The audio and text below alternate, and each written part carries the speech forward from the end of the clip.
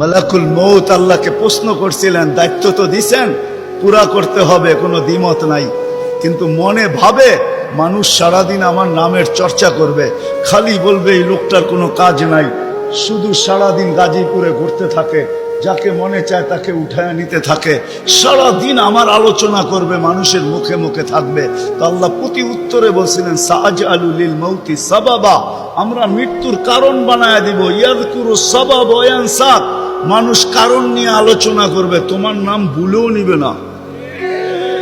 এখন নাম নিতেছে ডেঙ্গু, কয়েকদিন আগে নাম নিছে করোনা, কখনো নাম নেয় স্ট্রোক করছে, কখনো নাম নেয় এটা সেটা, ঠিক না?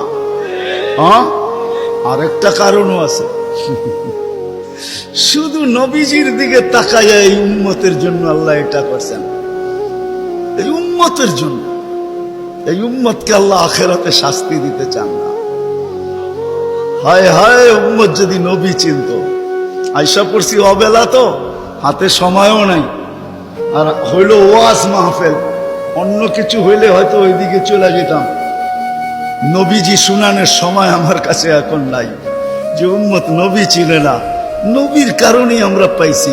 এই উম্মতকে শাস্তি আল্লাহ আখিরাতে ইনশাআল্লাহ দিবে না। হ্যাঁ হ্যাঁ, দেয় তো দেয় কি কইরা, যার উপরে তিনবার কুদরতি হাত লাগছে। কয়বার? সৃষ্টি লগ্নে একবার, বাছাই পর্বে একবার। আমরা বাছাইকৃত উম্মত।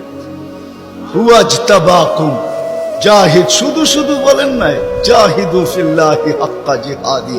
উম্মতে মুহাম্মাদি, আমাকে পাওয়ার জন্য যতটুকু শক্তি আছে সব লাগায় দে না, তোমাদের সেজদার জায়গা দিয়া নূর ফুটা বাহির।